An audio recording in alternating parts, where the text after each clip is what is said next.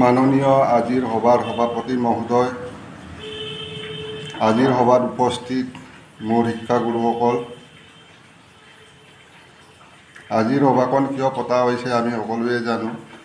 আজিৰ সভাখন হৈছে বিদায় সভা, 8ম শ্ৰেণীৰ বিদায় সভা। আমি এইখন বিদ্যালয়ত 3 বছৰ কাল ধৰি শিক্ষা লাভ কৰিলোঁ। তাৰ ভিতৰত কেতিয়াবা ভুল কাম কৰিছিলোঁ, তেতিয়া নিজৰ বুলি ছাৰ বাইদেউসকলে মাফ কৰিছিল। বিদায় বুলি চিৰ বিদায় নহয়, সাময়িক বিদায়হে। এইখন বিদ্যালয়ত আমি বহুত শিক্ষা লাভ কৰিলোঁ। নানা জাতি আমি সকলোৱে মিলিজুলি পঢ়া শুনা কৰিছিলোঁ, কিন্তু সময়ৰ আহ্বান, যেনেকৈ বছৰেকৰ মূৰত বা 6 মাহৰ মূৰত গাঁৱৰীয়ে সন্তান জন্ম দিয়ে, ঠিক তেনেকৈ আমিও নিয়ম বান্ধি দিছে। বছৰৰ মূৰত পঢ়া শুনা কৰিলে আগবাঢ়িব লাগে উচ্চ শিক্ষা লাভৰ কাৰণে।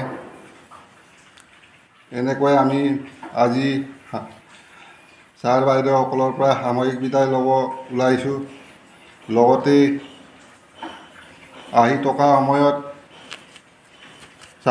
আমাৰ সহপাঠীসকলে ডেকা ডেকি হ'লে মাতবোল কৰিবলৈ আহ্বান কৰিছোঁ। লগতেই ছাৰ বাইদেউসকলক দেখিলেই মাত এষাৰ দিবলৈ আহ্বান জনাইছোঁ।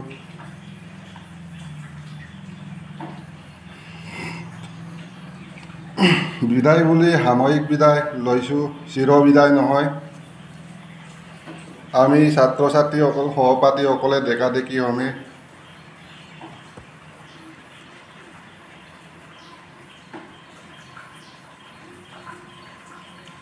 এইখন বিদ্যালয়ত আমি 2002 চনৰ পৰা শিক্ষা লাভ কৰিছোঁ। তাৰ ভিতৰত আমি কেতিয়াবা ভুল কাম কৰিছিলোঁ, নিজৰ বুলি ক্ষমা কৰি দিছিল ছাৰ বাইদেউসকলে। লগতে